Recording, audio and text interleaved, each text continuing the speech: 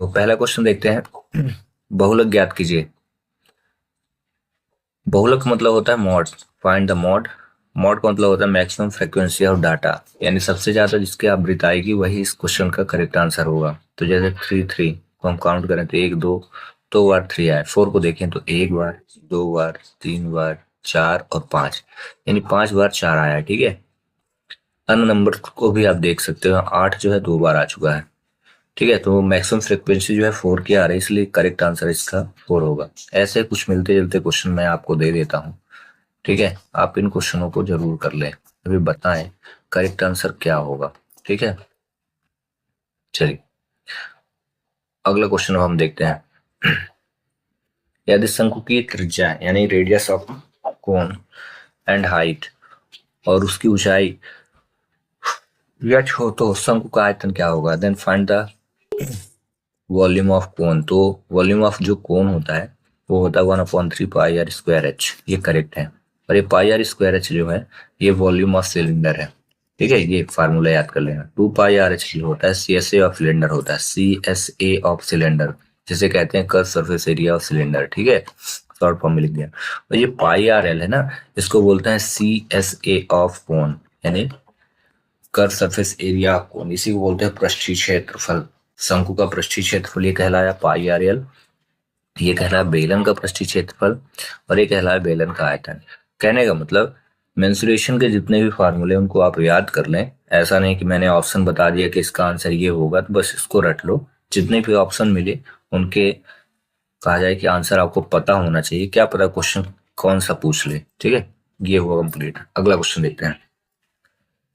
Third question number third है, जबकि ये यहाँ पे 83 लिखा है तो कंफ्यूज ना हो, क्योंकि मैंने सीरीज उठाई 20 की तो मैंने 81 से 100 तक के क्वेश्चनों को उठाया, जिसमें 20 क्वेश्चन आपको मिलेंगे। ठीक है। अब इसमें बोला है कि इसका क्यूब रूट फाइंड करना है। पता कैसे चला, यहाँ देखो पावर 3 दिख रही है। क्यूब रूट का मतलब होता है कि इनका आपको एलसीएम लेना है, और एलसीएम लेने के बाद इनका जो पेयर बनेगा थ्री थ्री का पेयर बना के इनको बाहर करना है। तो पहली बात ये मिक्स फ्रैक्शन में है, जिसको बोलते हैं मिश्र भिन्न। तो इसको सिंपल फ्रैक्शन में कन्वर्ट करना है। ठीक है। तो चलिए करते हैं। सिंपल फ्रैक्शन कन्वर्ट करने के लिए इन दो नंबर्स का आपस में इंटू होगा, जैसे इंटू आए तो इस नंबर से उसको ऐड करेंगे। ठीक है।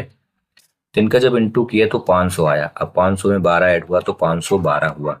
अपॉन में लिखेंगे 125, क्योंकि यहाँ क्यूब रूट लिखना है। तो ये अगर आपको क्यूब आता है तो आप तुरंत ही इसके आंसर को जान गए होंगे। 512 किस नंबर का क्यूब है, 8 का। और 125 किस नंबर का क्यूब है, 5 का। ठीक है। तो डायरेक्ट ही बाहर आ गया। अगर नहीं आता है तो फिर आपको क्या करना है, 512 का प्यार से एलसीएम निकालेंगे। तो ऐसे करके एलसीएम आएगा। आप इनका एलसीएम निकाल लीजिएगा। ठीक है। 512 का एलसीएम ऐसे निकालना है आपको। ऐसे ही 125 का एलसीएम निकालेंगे तो इस प्रकार से आएगा। ठीक है। अब यहाँ पेयर बनाएंगे तो ये तीन आ गए, ये दो आ गए, एक तीन तीन का पेयर बनेगा, क्योंकि यहाँ पे पावर थ्री थी, क्वेश्चन में भी थ्री। ठीक है। ये तीन आ गया, ये एक दो आ गया, और एक ये दो आ गया। अब इनको आपस में इंटू करेंगे तो दो दूनी चार और दूनी आठ, और यहाँ पेयर तीन का बना तो पांच। तो आठ पांच, 8/5 फिर से आए। तो दोनों ही मेथड अगर आपको क्यूब पता है तो फाइंड कर सकते हैं, अदरवाइज आप एलसीएम लेकर के निकाल सकते हैं। बट यहाँ ऑप्शन में देखें तो 8/5 कहीं नहीं लिखा है। इसका मतलब है कि इसको हमें डिवाइड करना पड़ेगा। तो 8 में प्यार से आप 5 का डिवाइड करें तो 5 एकम 5 आएगा। सब्ट्रैक्ट किए तो 3 आया। पॉइंट लगाया प्यार से तो 30 हुआ। तो 5 का 30 मतलब ₹1.60 इसका करेक्ट आंसर होगा। तो ऑप्शन बी। ठीक है। इस प्रकार ये क्वेश्चन हुआ कंप्लीट। एक मिलता जुलता मैं एक क्वेश्चन देता हूँ। स्क्वायर रूट फाइंड करना है आपको। ठीक है ना। 64/16, इसका करेक्ट आंसर क्या होगा। ठीक है। यहाँ मैंने पावर नहीं लिखी है, और जब पावर नहीं होती तो इसको हम 2 मान के चलते हैं। ठीक है। इस क्वेश्चन को सॉल्व करें। अगला क्वेश्चन 525/30 का औसत ज्ञात करना है। इंग्लिश में बोलते हैं एवरेज, और एवरेज का मतलब होता है सभी नंबर को ऐड करके जितना नंबर जितने नंबरों को डिवाइड कर रहे हैं तो सभी को ऐड करिए। ऐसे प्लस लगाइए, अपॉन में 3 करना। उसका रीजन क्या है, कितने नंबर हैं, एक दो और 3 नंबर, इसलिए 25 5 30 30 हुआ 60, और 60 में 3 का भाग करेंगे तो आंसर क्या आने वाला है, 20। करेक्ट आंसर इसका हो जाएगा 20। ऐसे ही मिलता जुलता एक क्वेश्चन में देता हूँ 15, 2 17, ठीक है ना, और 3, और ये 10 दे दिए। इस क्वेश्चन का करेक्ट आंसर क्या होगा औसत फाइंड करना है, निकाल के आप कमेंट्स करें अगर बन जाए तो, अदरवाइज आप इसको सॉल्व करके अपने पास भी रख सकते हैं। अगला क्वेश्चन, 5/11 × 121 प्लस 1 सही 4/9 × 228 88 is equal 141 plus question mark find करना है। ठीक है, इसमें क्या है, इसको इससे डिवाइड करो, 11 आएगा। ठीक है, अब इसका आपस में इंटू करिए, तो 9 1 कम 9 और 9 4 कितना हो जाएगा 13। ठीक है, ये क्या है, मिक्स फ्रैक्शन है, तो हम क्या करेंगे, सिंपल बनाएंगे, तो 9 1 का 9 4 13 और 13/9 हो जाएगा। ठीक है, तो बचा क्या, 5 × 11 लिखेंगे, प्लस लिखेंगे, क्योंकि ये क्या हो गया 13/9, तो आप यहाँ लिखिए 13/9 और गुणे 288 इज इक्वल लिखिए 141 प्लस क्वेश्चन मार्क, इससे इसको डिवाइड, 9 3 27 और 9 दूनी 18 ऐसे हो जाएगा। देन इसके बाद इनका आपस में 11 × 55 हो जाएगा, प्लस 13 का इंटू 13 दूनी 26, 13 3 39, 39 2 41 हो जाएगा, इज इक्वल 141 प्लस ये हो गया। ठीक है, अब इनको जैसे ही आप ऐड करेंगे तो इसके आंसर तक हम पहुंच जाएंगे। 2 5 11 5 1 6 1 7 4 71 और -141 करिए, 141 प्लस में तो इधर आ जाएगा। ठीक है, घटाइए, 0 हुआ, 3 हुआ और एक 3, करेक्ट आंसर 330 आएगा। इस प्रकार से ऑप्शन नंबर डी इसका करेक्ट माना जाएगा। ठीक है, ये बोर्ड मास रूल के अकॉर्डिंग सॉल्व हुआ है। तो सही बच्चों से अनुरोध है, जिन बच्चों से बोर्ड मास रूल नहीं आता है तो बोर्ड मास रूल जरूर पढ़ लें, आता है तो वेरी वेरी गुड। ठीक है, नहीं आता है तो बिल्कुल वेरी गुड नहीं है। तो आप इन क्वेश्चनों को सॉल्व करने के लिए बोर्ड मास रूल को अप्लाई करके ही करें। आते हैं अगले क्वेश्चन में, कौन सी एक सरसमिका है, आपको बताना है विच इज वन आइडेंटिटी। अब देखो, आइडेंटिटी आपके सिलेबस में 8th तक के सिलेबस में 4 ही आइडेंटिटी हैं, 1 2 3 4। ठीक है, इनको आप रट लीजिए। अब कहाँ से रटेंगे, तो मैंने एक लेक्चर अपलोड किया था,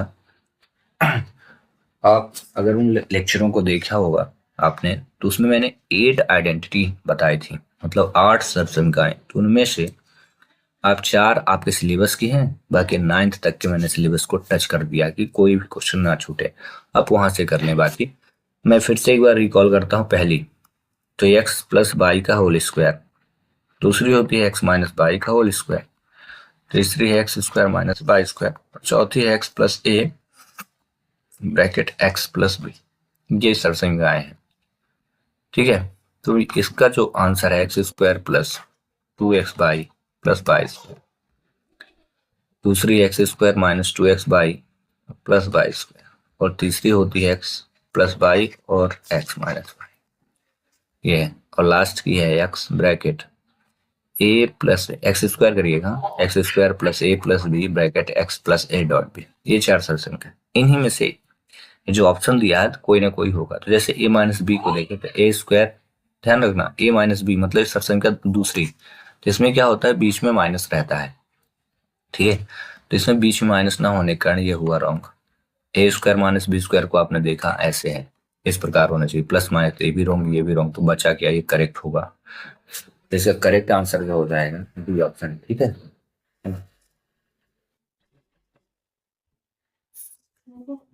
अगला क्वेश्चन, क्वेश्चन नंबर 87, निम्न में से सबसे बड़ी भिन्न है। तो इसको करने के लिए आपको क्या करना है, 2 का डिवाइड करना है।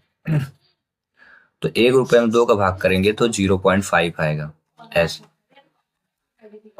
ठीक है, ऐसे ही 5 में 1 रुपए में 5 का भाग करेंगे तो आएगा 0.2, और 1 रुपए में 4 का भाग करेंगे ऐसे, तो भाग नहीं आएगा, 4 दूनी 8 4 पंचे 20 हो जाएगा, और 1 रुपए में 3 का भाग करेंगे तो 0.33। ठीक है, 0.5 का मतलब है 50 पैसे, 0.2 का मतलब है 20 पैसे, ठीक ना, ये 25 पैसे 33 पैसे। तो सबसे बड़ा जो ये बड़ी भिन्न बोला है तो कौन सी हो जाएगी, 1/2। ठीक है, याद रखें छोटे छोटे क्वेश्चन बट बहुत बड़े होते हैं, इनको डिवाइड जरूर आपको आना चाहिए, ऐसे आप सब्ट्रैक्ट करें।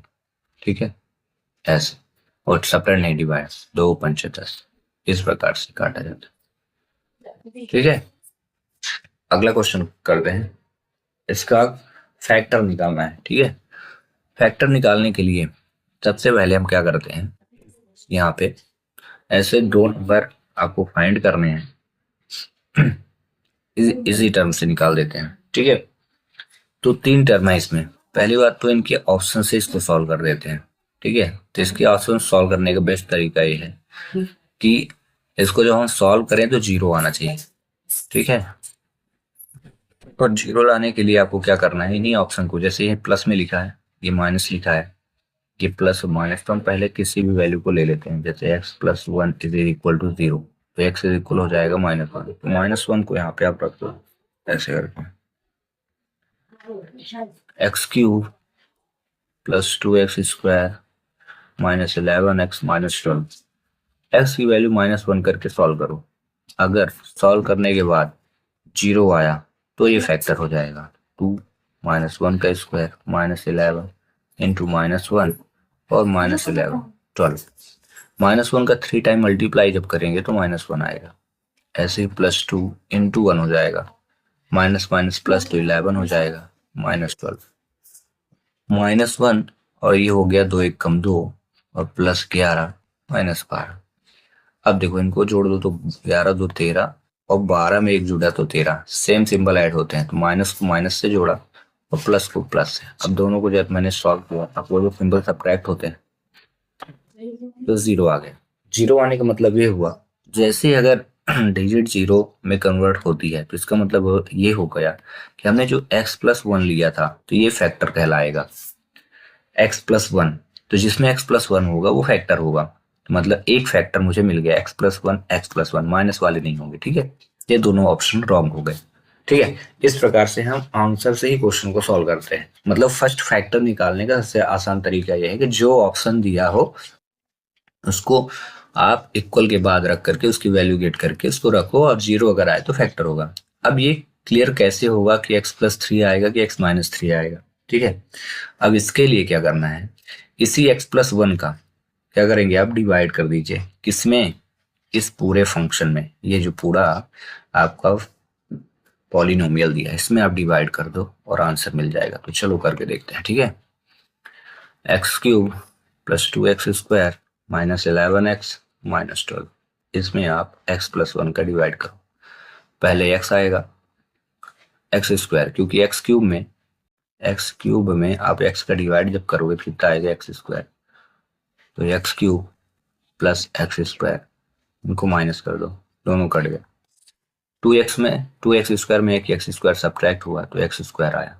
ठीक है, -11x, फिर से ये प्लस में है, ध्यान रखना प्लस में है तो यहाँ पे आप प्लस लिखो।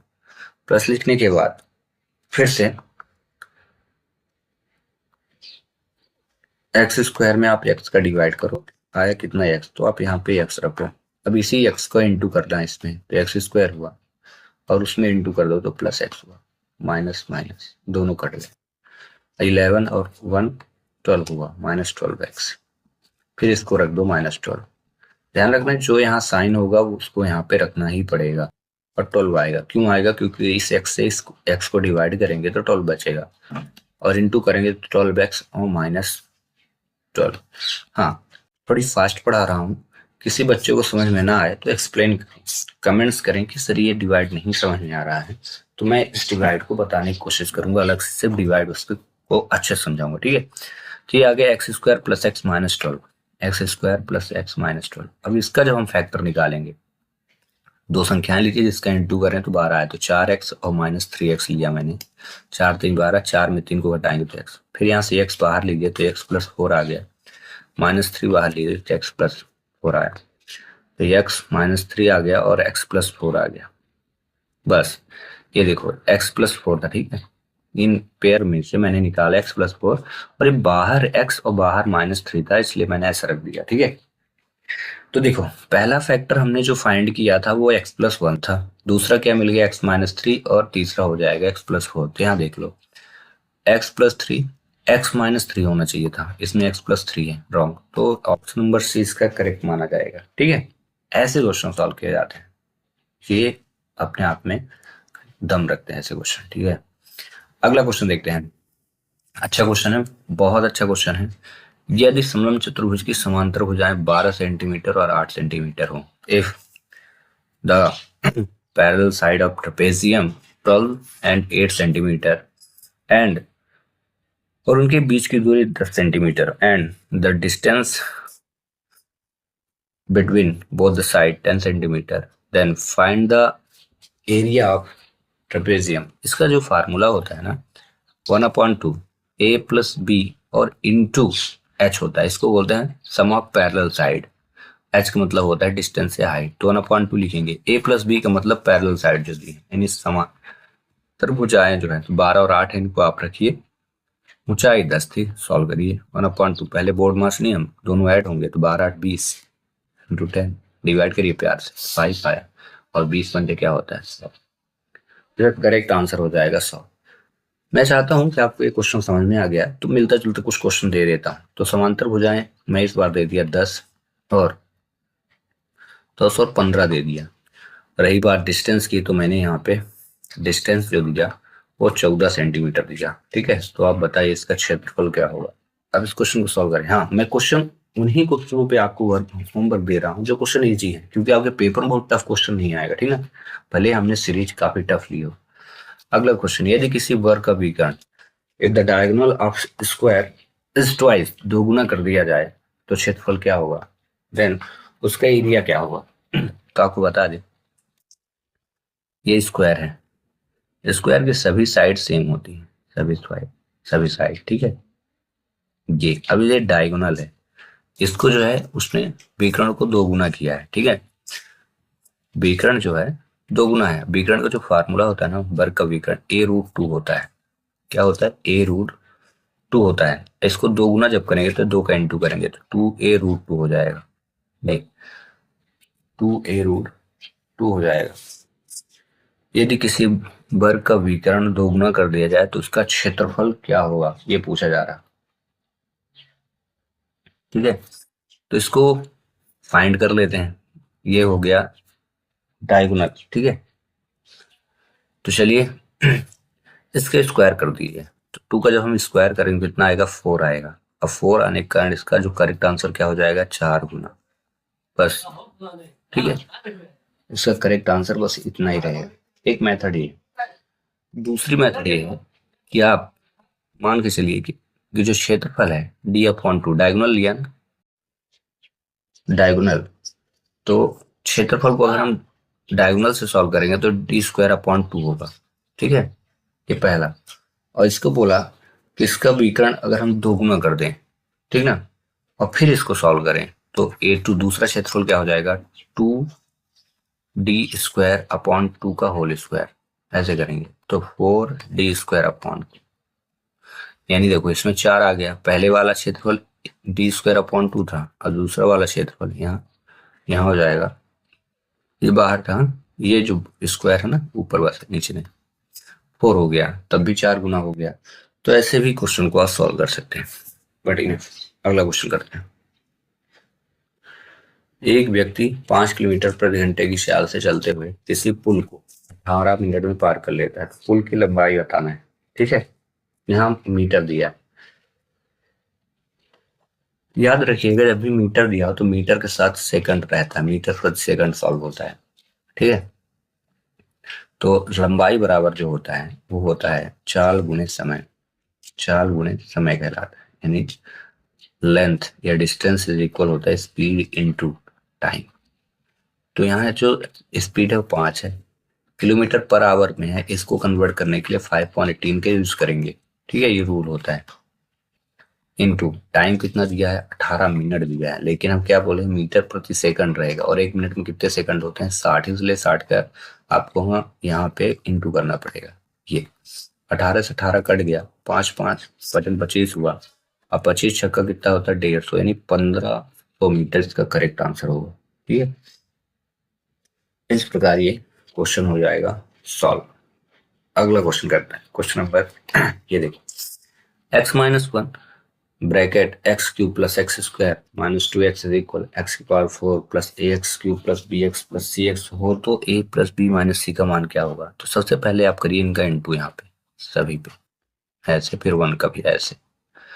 चलिए कर देते हैं। तो x⁴ + x³ - 2x² - x³ minus x square plus 2x हुआ, ये हुआ। फिर इज इक्वल लिखेंगे एक्स की power 4 plus a x cube plus b x square और प्लस सी एक्स, ये।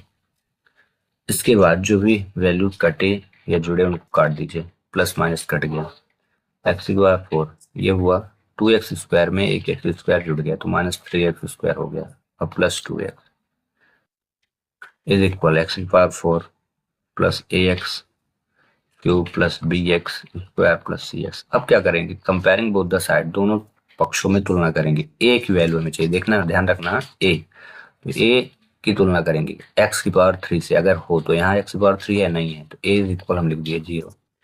बी की तुलना एक्स स्क्वायर से करना है, तो एक्स स्क्वायर कितना है, देखो भाई -3 है एक्स स्क्वायर से, तो बी इज इक्वल होगा -3।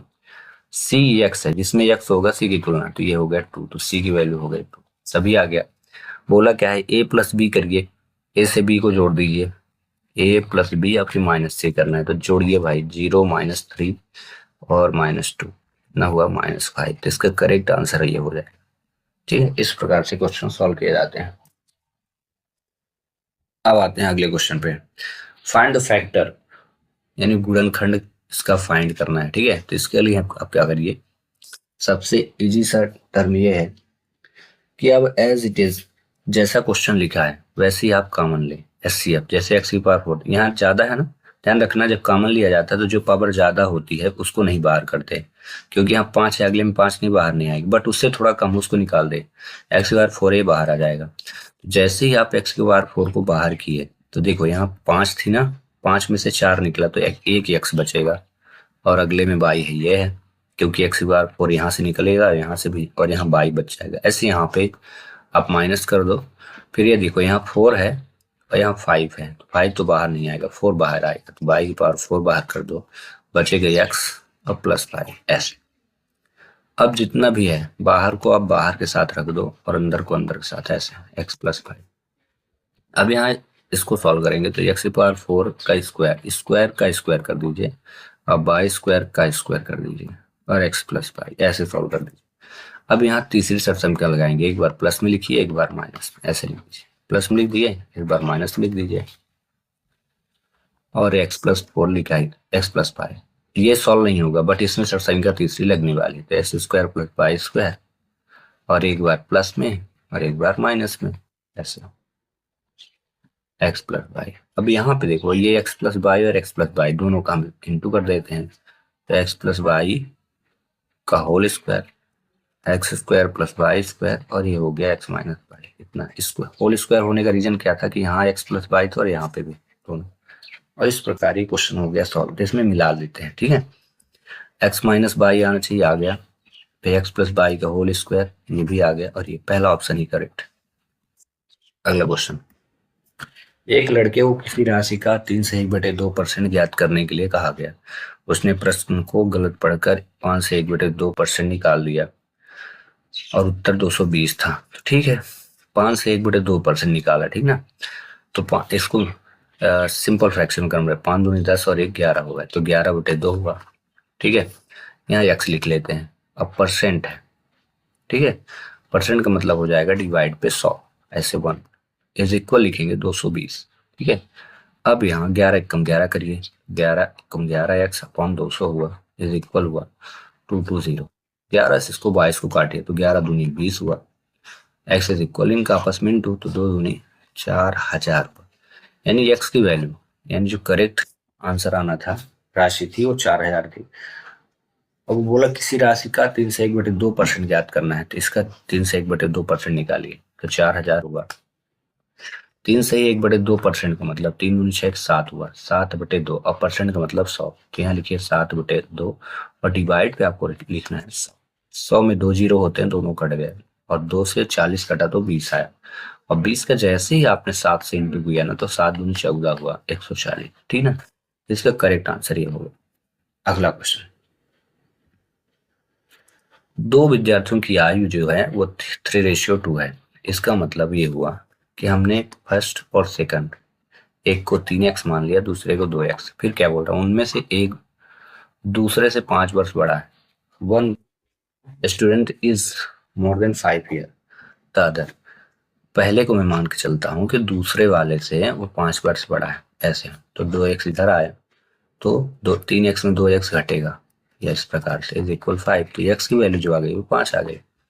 तो बोला छोटे विद्यार्थी की आय, तो छोटे को मैंने क्या माना 2x, तो 2 इंटू एक्स का मान क्या मिला 5, 5 का गुणा करिए तो 10, करेक्ट आंसर इसका हो जाएगा 10। इस प्रकार से क्वेश्चन सॉल्व किया जाता है, ऐसे क्वेश्चन। ठीक है, अब आते हैं अगले क्वेश्चन पे, बहुत इंपॉर्टेंट क्वेश्चन। ठीक है, बी किसी कार्य को निश्चित समय में करता है, ठीक ना, और 3/4 समय में एक ए इसका 1/2 कार्य कर लेता है। ठीक है, तो मैं मान लेता हूं कि बी जो है एक दिन का जो कार्य करता है, टाइम तो दिया नहीं है, तो 1/d, मतलब 1/d दिनों में कार्य कर लेता है। लेकिन ए जो है बोल रहा ना, ए 3/4 समय में ए इसका 1/2 कार्य कर लेता है, तो इसको निकाल लेते हैं। 1/2 कार्य कौन कर लेता है 3/4 दिनों में, ये दिनों में हो गया, ठीक ना। बी का कार्य 1/1 दिन हो गया, ठीक है इनका, तो ए का मान जो हो जाएगा 1/2 इंटू 4/3 और डी, तो ये कट गया। ठीक है, तो ये हो गया 2, तो 2 ये हो गया 2/3 डी हो गया। ठीक है, डी को मैंने नीचे रखा था डिवाइड में, जैसे इसमें रखा, ए और बी का आ गया।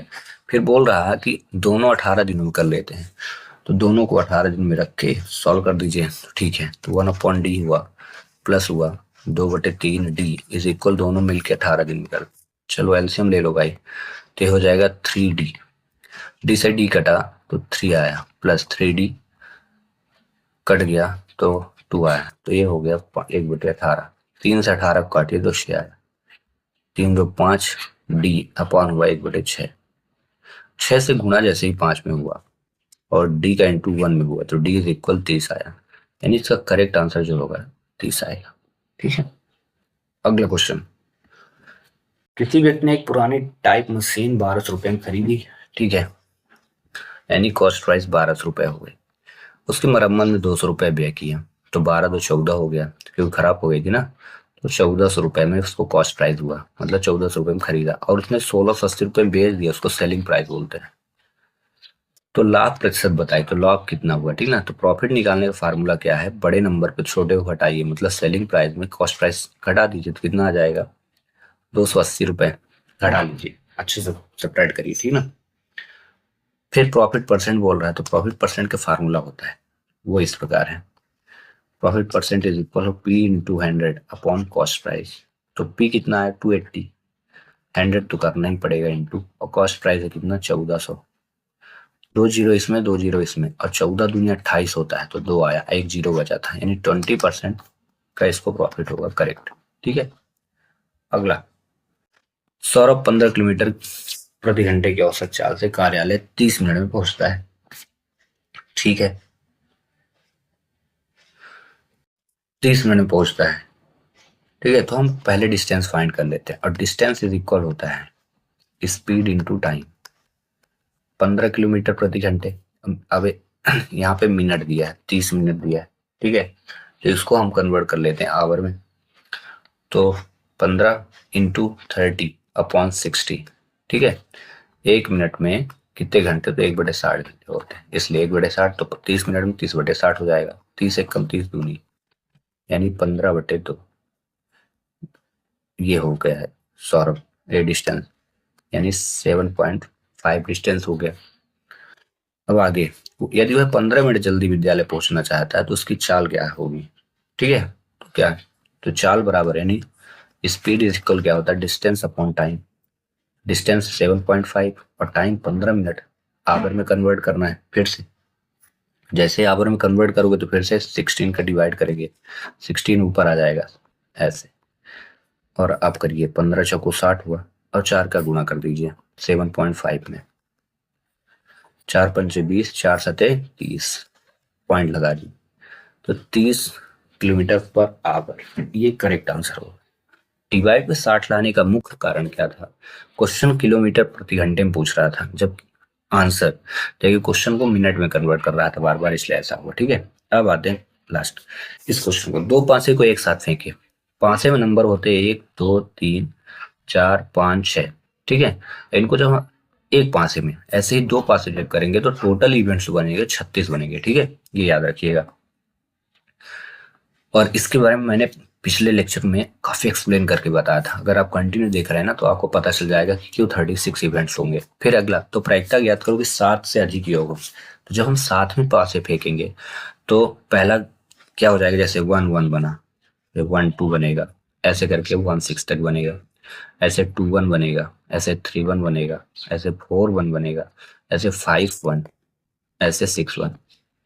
क्योंकि 6 पासे हैं, ये कंटिन्यू जाके 2 2 6 पे रुकेगा, 3 3 6 पे रुकेगा, 4 4 6 पे रुकेगा, 5 5 6 पे रुकेगा, 6 6 6 पे रुकेगा। यानी टोटल आप काउंट कर लो तो इधर 6 इधर 6, 36 हुए। तो बोल रहा है जब इनको आपस में योग करें तो 7 से अधिक आए। तो देखिए पहला करते हैं। ठीक है, 1 और 6 लेंगे तो 7 होगा, लेकिन 7 से अधिक लाना है तो हम कर देते हैं 2 6 6 2। ठीक है, फिर 3 6 6 3 दोनों हो जाएगा, एक हो जाएगा 4 6 6 4 हो जाएगा। ठीक है, एक हो जाएगा 5 6 और 6 5 भी हो जाएगा। ठीक है, ऐसे 6 5 हो जाएगा और एक हो जाएगा 6 5, एक हो जाएगा 6 6 हो जाएगा। इनका सभी का योग जो है ना वो क्या आ रहा है, याद रखिएगा 7 से अधिक। देखो 6 2 8, 6 2 8, 4 6 10, 5 6 11, ऐसे 1 2 3 4 5 6 7 8 9, 9 हो गए। ठीक है, और अगर इसमें पेयर बने तो और इनको रख लो। 5 3 है क्या, 5 3 भी 8 होता है ना। एक हो जाएगा 2 6, 2 6 तो हुआ, 5 3 ले लीजिए और 3 5 ले लीजिए, और 3 5 8 हो जाएगा, 3 6 है। ठीक है,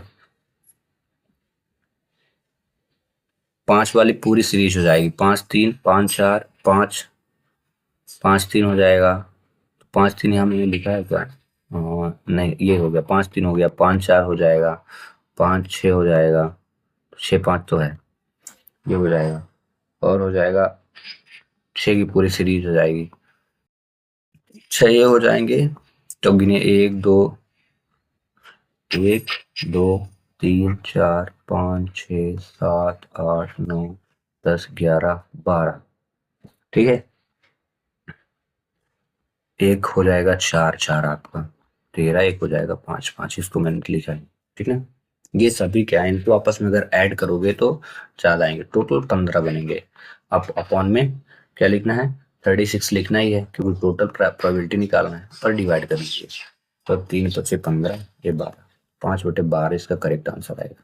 ठीक है, हाँ कुछ बच्चों को डाउट हो सकता है कहाँ से मैंने निकाला, तो मैं आपको बता दिया कि इसका प्रीवियस लेक्चर आप देखें, आप समझ जाएंगे कि आखिर क्यों इतने इवेंट्स मैंने काउंट करके रखे। ठीक है, ध्यान रखिएगा बोला गया है कि दोनों को ऐड करने पे 7 से अधिक आने चाहिए, तो मैंने इन्हीं 36 इवेंट से ही बाहर निकाला। ठीक है, अगर लेक्चर नहीं मिलेगा आप कमेंट्स करिएगा, मैं बताऊंगा कौन सा लेक्चर। ठीक है, अगला क्वेश्चन लास्ट है।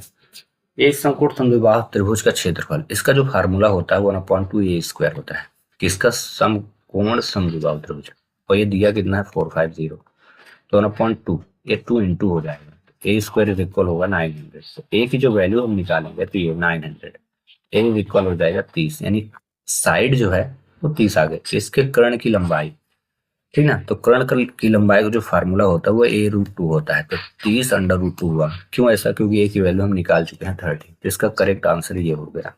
ठीक है ना, और इस प्रकार 20 के 20 क्वेश्चन हुए कंप्लीट।